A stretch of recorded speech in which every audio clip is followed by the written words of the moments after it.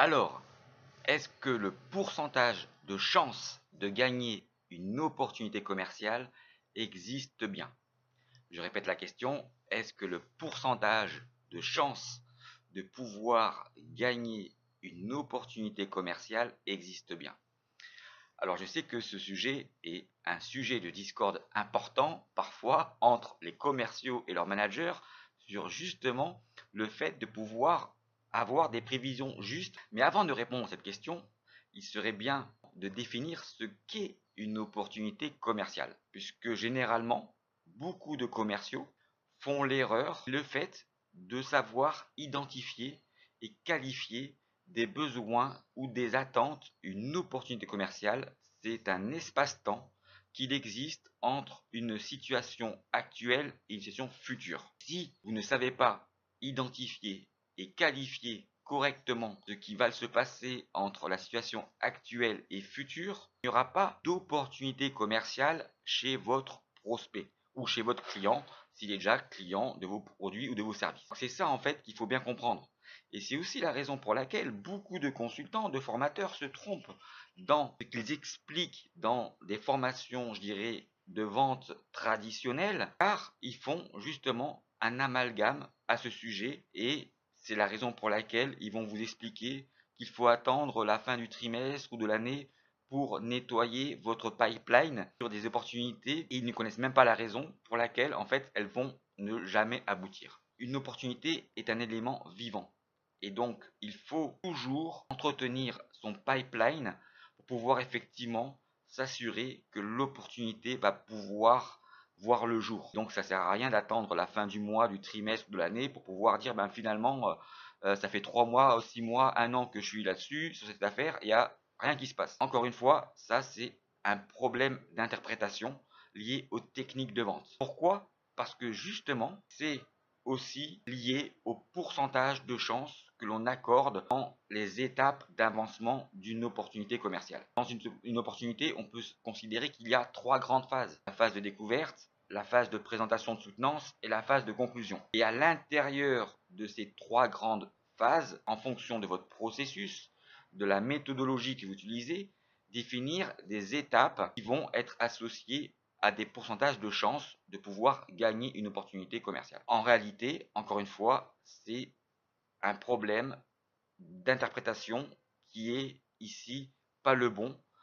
Pourquoi? Parce que justement, le pourcentage de chance n'est pas lié à l'opportunité. Le pourcentage de chance que vous associez à une étape correspond à un chiffre d'affaires potentiel, l'ensemble des opportunités qui se trouvent à une étape par rapport au fait qu'elles vont pouvoir se transformer effectivement à la fin en vraies opportunités gagnantes. Donc, lorsque l'on est par exemple dans l'analyse d'un pipeline sur l'ensemble des opportunités qui sont en phase 1 donc de découverte et que vous avez peut-être dit que dans votre process, étape 1 correspond à 5% de chance de gagner une opportunité, en réalité, c'est 5% du chiffre d'affaires total de l'ensemble de ces opportunités peuvent se transformer en chiffre d'affaires dans le closing. C'est simplement ça.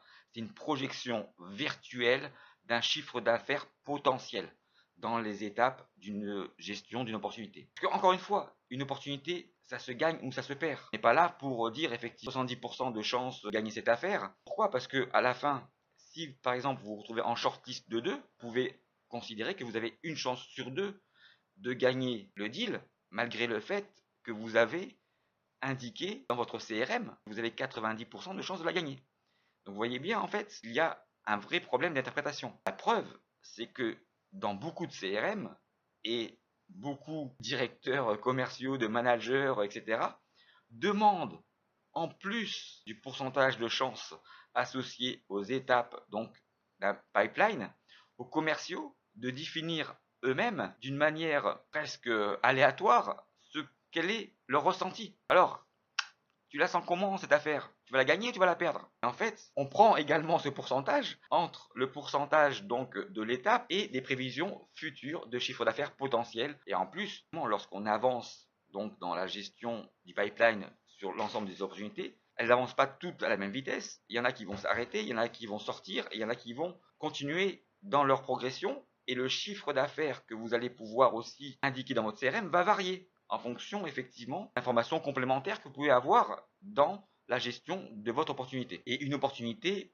s'analyse en réalité toujours très froidement. Moi, ça me fait rigoler, mais en fait, quand on parle de l'amour client, etc., mais lorsqu'on se retrouve en fait dans des réunions commerciales, lorsque effectivement les commerciaux doivent expliquer à leur manager ce qu'il se passe ou pas dans une opportunité pour la gagner, une analyse très froide. Il faut des éléments très factuels pour pouvoir en fait essayer d'être le plus proche possible dans des prévisions justes et fiables. Le seul moyen, de mon point de vue, de pouvoir associer correctement des pourcentages de chances réelles de gagner une opportunité commerciale ne peut être fait qu'à travers cette fameuse connaissance du fonctionnement du cycle d'achat client qui vont permettre au commercial de pouvoir réaliser sur ces 4 éléments des bonnes actions au bon moment pour pouvoir justement obtenir la confiance d'un client. J'espère que cette vidéo aura pu vous être utile. En tous les cas, je vous souhaite à tous et à toutes une excellente journée.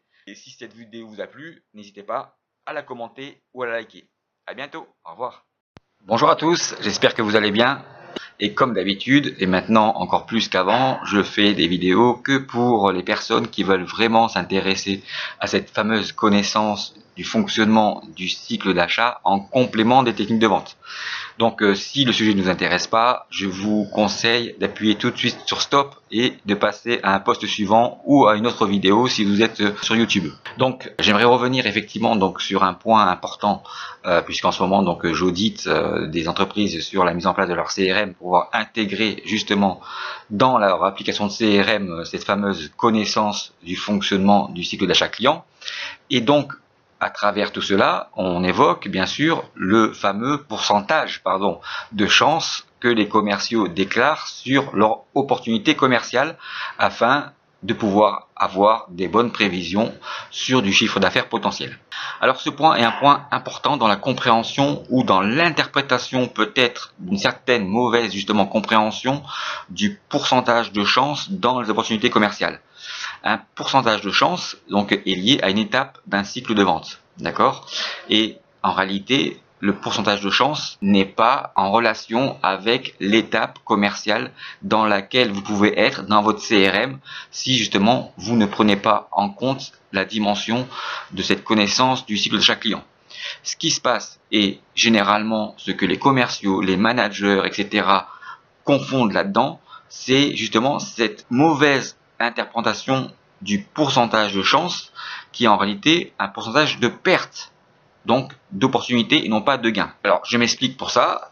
Par rapport à ça, effectivement, dans votre CRM, vous allez déclarer une opportunité et vous allez pouvoir peut-être dire, voilà, j'en suis à l'étape 1 de mon cycle de vente dans la phase de découverte et cette étape 1, par exemple, correspond à 10% de chance que j'ai de pouvoir gagner cette opportunité quand je serai à la fin de mon cycle de vente, donc dans le closing, d'accord, et dans la partie commande et validation d'une proposition. En réalité, c'est faux. Ce qu'il faut bien comprendre lorsque vous mettez dans votre CRM que cette étape correspond à 10%, ce n'est pas 10% de chance de la gagner. En réalité, le calcul doit se faire sur la globalité des opportunités qui sont à cette première étape et le 10% c'est simplement un potentiel de chiffre d'affaires de 10% de l'ensemble de ces opportunités qui sont à ces étapes là qui pourront être peut-être un potentiel à la fin de votre closing. C'est-à-dire que si vous avez par exemple 10 opportunités à 1000 € qui sont en phase 1 de votre cycle de vente à 10%, ça veut dire que 10 opportunités fois 1000, ça fait 10 000 € et le volume donc de chiffre d'affaires potentiel que vous pourrez gagner à la fin de la gestion de toutes ces opportunités dans votre cycle de vente représente un chiffre d'affaires potentiel dans le closing de 1000 €. Vous comprenez ce que je veux dire?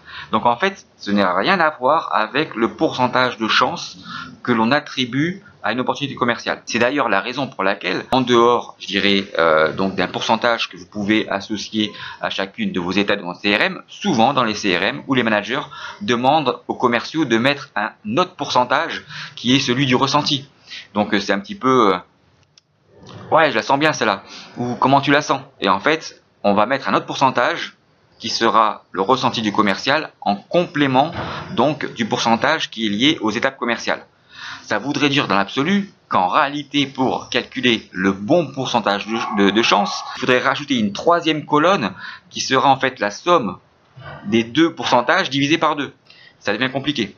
Donc voilà, c'est en fait le sujet de cette vidéo, c'est que le pourcentage de chance associé à une étape n'est pas le pourcentage de chance de gagner l'opportunité, c'est bien un calcul de l'ensemble du chiffre d'affaires, du volume de chaque opportunité qui sont dans chacune des étapes d'un cycle de vente. Le problème, c'est que si vous associez ça à travers justement un pourcentage de chance à travers donc chaque opportunité, vous allez vous retrouver avec des pipes qui vont être super larges. Parce qu'en fait, il y a aussi donc un coefficient de perte entre chacune des étapes dans l'avancement d'un cycle de vente. Et ça, c'est à prendre en compte justement pour améliorer la performance commerciale. Donc, ce que je fais par rapport à, justement à cette fameuse connaissance du cycle d'achat client, parce qu'en fait, j'analyse également la structure du pipe pour pouvoir en fait définir dans chacune des phases d'un cycle de vente ce qu'il faut améliorer pour essayer d'arriver le plus possible à signer des opportunités à travers justement le fonctionnement du cycle d'achat client pour pouvoir obtenir la confiance d'un client. Donc ça, je le fais aussi à travers l'audit en amont sur la compréhension du fonctionnement du cycle d'achat pour pouvoir trouver la corrélation entre la pratique, la compréhension et les résultats. Et si on pousse le raisonnement vraiment au bout du bout, si en fait vos pipes sont super ouverts, ça veut dire que vous allez en réalité travailler sur plus d'opportunités que vous perdez que vous gagnez, puisque en réalité un pipe idéal devrait être plutôt vertical. C'est-à-dire que en haut, vous avez fait un certain nombre d'actions ou d'informations super qualitatives qui vont vous permettre de pouvoir aller le plus loin possible dans la gestion de votre opportunité pour la gagner.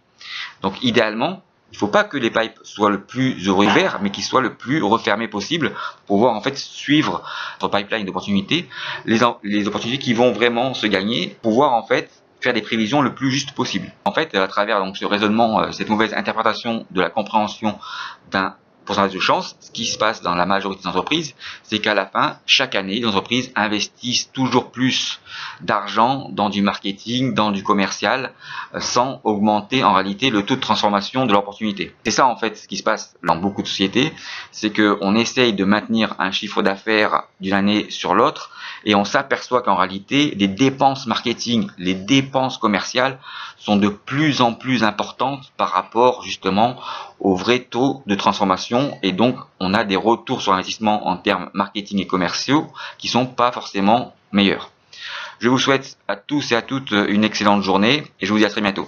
Au revoir. Alors, quelle est votre vision idéale d'un pipeline d'opportunités commerciales? Bonjour à tous, j'espère que vous allez bien. Quelle est votre vision idéale d'un pipeline d'opportunités commerciales? Je me pose des questions. Je vois des consultants, des experts en vente, des coachs qui disent sur LinkedIn, bon ok les gars, c'est la fin d'année ou c'est la rentrée et donc c'est le moment de nettoyer votre pipe d'opportunités des affaires qui ne signeront jamais. Pourquoi? Parce que en réalité, ils analysent le taux de transformation ou le succès d'opportunités par rapport à la durée moyenne d'un cycle de vente. Et en fait, toutes les opportunités qui dépassent ou qui ont dépassé la durée moyenne en fin d'année ou en début d'année, pour eux, sont considérées comme des opportunités qui ne se gagneront jamais. À partir de là, ils disent c'est le moment de nettoyer votre pipe pour repartir sur une nouvelle année et avec un pipe plus juste. Mais en réalité, ça veut dire quoi ça? Quand vous nettoyez 2 fois par an votre pipe pour essayer de repartir sur une nouvelle année ou une nouvelle période pour remplir votre pipe et atteindre vos objectifs. Dire qu'en réalité, vos prévisions de vente sont plus ou moins justes que 2 fois dans l'année. C'est exactement cela que ça veut dire. Et quand je rencontre aussi des gens de marketing, des directions commerciales, où je leur dis mais qu'est-ce qu'il faudrait faire pour doubler le nombre d'opportunités que vous avez dans votre pipeline pour espérer doubler quelque part votre chiffre d'affaires? La majorité des gens pensent, et sans comprendre le fonctionnement logique et humain des 4 paramètres les plus importants dans un cycle de vente pour un acheteur pour pouvoir obtenir confiance et réussir à vendre, pensent qu'il faut tout simplement doubler le nombre de leads en entrée de pipe. Mais en réalité, et faites les calculs, je les ai fait plusieurs fois sur plusieurs entreprises, si vous ne changez rien à votre méthode de gestion d'opportunités, depuis la gestion d'un lead jusqu'au closing, ce n'est pas doubler le nombre d'opportunités qu'il vous faudra, mais c'est au minimum tripler, voire quadrupler le nombre d'opportunités pour essayer de doubler votre taux de transformation.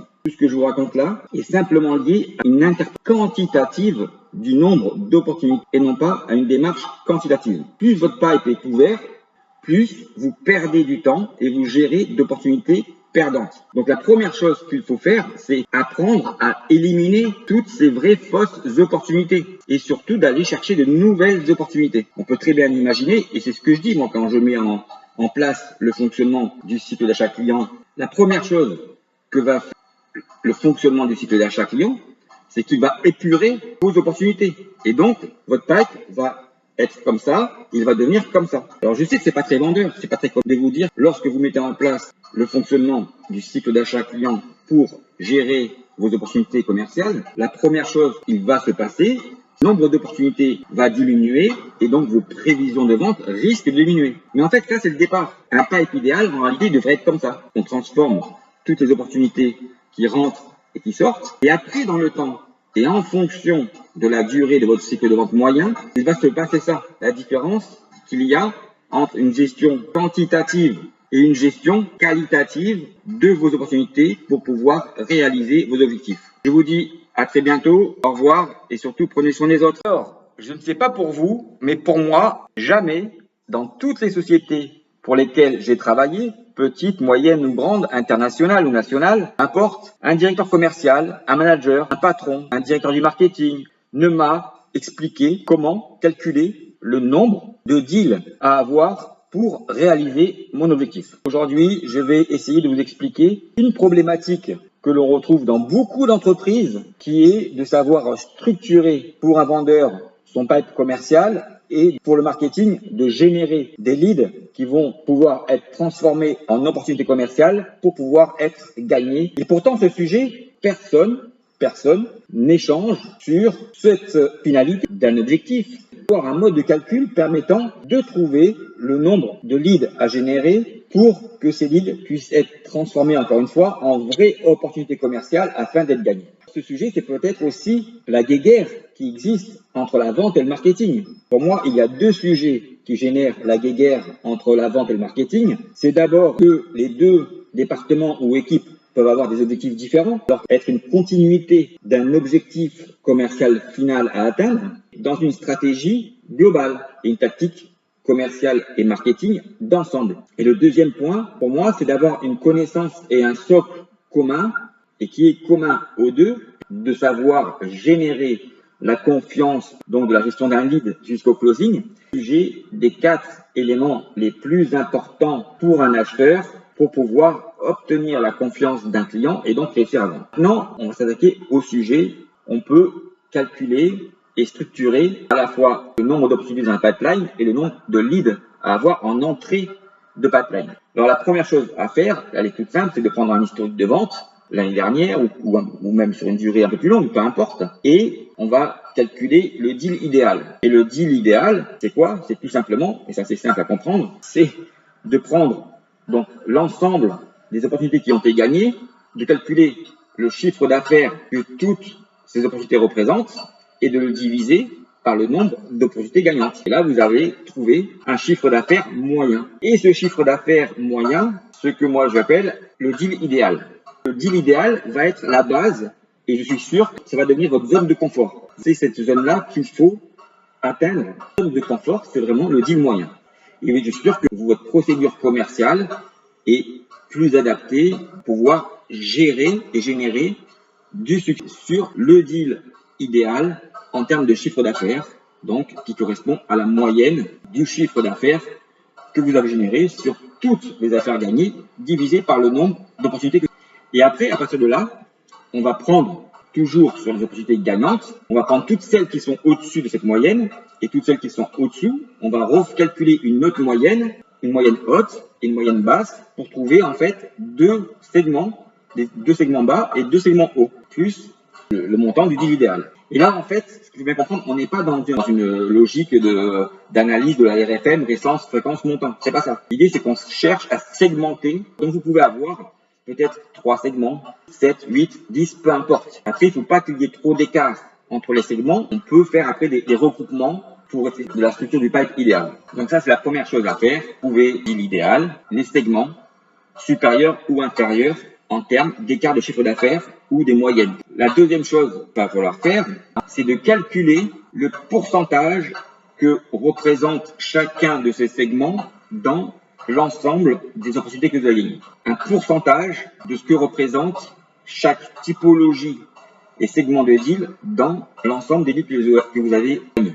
Après, on va s'occuper donc des affaires perdues, en stand-by, non abouties, etc. ou abandonnées. C'est un exercice qui est beaucoup plus compliqué à réaliser, donc de calculer les ratios de pertes dans les 3 phases d'un cycle de vente, les différentes étapes qui composent ces 3 phases. Donc ça, vous pouvez le faire de manière générale, prendre l'ensemble de vos opportunités perdues, parce qu'en fait les gagnants, on s'en fiche, elles ont été gagnées. Donc ça veut dire qu'on a eu un succès à 100% sur toutes les étapes. Prendre les affaires perdues, n'oubliez pas de prendre celles qui sont en stand-by et celles que vous avez disqualifiées pour trouver et calculer sur l'ensemble des opportunités, des étapes du ratio de perte. Une fois que vous avez calculé cela, pour l'ensemble de vos opportunités perdues, donc de faire une moyenne. Mais si vous voulez être beaucoup plus pointueux, vous pouvez aussi calculer ça par segment d'opportunité. Et vous verrez qu'il y a des ratios qui sont différents. Vous allez avoir peut-être des ratios de perte à chacune des étapes et de votre processus d'un cycle de vente en fonction de la taille des deals que vous traitez. Une fois que vous avez fait cela, il va falloir projeter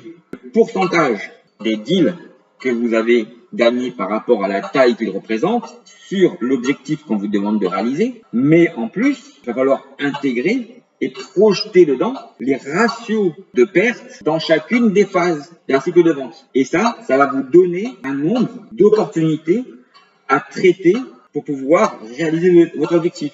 Faites l'exercice et ça va vous donner vraiment conscience du nombre de deals que vous devez traiter par taille sur l'année pour pouvoir réaliser votre objectif. Si vous comptez que sur la chance pour pouvoir gagner vos opportunités commerciales, alors je peux vous dire que vous avez 100% de chance de toutes les perdre. Pourquoi? Tout simplement parce qu'à chaque fois que vous perdez un deal, un prospect vous dira toujours lors de votre entretien, quelle qu'en soit la raison, au revoir et bonne chance. Je vous souhaite à tous et à toutes une excellente journée. À très bientôt. Si vous comptez sur la chance pour essayer de ne pas perdre vos deals, alors cela veut certainement dire que vous n'avez pas confiance en vous pour pouvoir les gagner. Et oui, la chance n'existe pas dans la gestion d'une opportunité commerciale. Et si vous pensez que vous avez besoin de la chance pour pouvoir gagner vos deals, vous devez certainement tout faire, mais vraiment tout faire, non pas pour que vous puissiez avoir confiance en vos prospects pour qu'ils puissent devenir vos clients, mais vous devez certainement tout faire pour que vos prospects puissent ne pas avoir de défiance à votre encontre. Voilà en fait la différence. Et le fait de croire que la chance va vous aider à gagner vos deals. Pourquoi? Parce que la chance est quelque chose d'externe. C'est quelque chose qui va générer un événement positif, c'est-à-dire le fait de gagner une opportunité commerciale, mais sans aucune interaction de votre part pour que le deal puisse être gagné. Avoir de la chance, et quand vous avez de la chance, cela veut dire qu'un événement positif s'est réalisé, mais qu'il n'y a eu aucune relation de cause à effet entre vos actions et le fait que l'événement puisse devenir un événement positif. Donc, si vous pensez que pour pouvoir réussir à gagner vos deals, vous avez besoin de la chance pour pouvoir les concrétiser, cela veut simplement dire que vous n'avez pas en réalité confiance en vous pour pouvoir les gagner. Ce qui est important de comprendre dans la vente, c'est le fonctionnement logique et humain de l'évolution des 4 paramètres les plus importants pour un acheteur dans les 3 phases d'un cycle de vente par rapport aux actions que vous pouvez réaliser et anticiper pour pouvoir gagner vos deals. Plutôt que d'essayer de croire en la chance, il est peut-être préférable de comprendre comment fonctionne le mécanisme logique et humain de la confiance pour pouvoir la gagner, puisque c'est grâce à ça que vous pourrez toujours avoir confiance en vous pour gagner vos deals et non pas croire que la chance va vous aider à ne pas les perdre.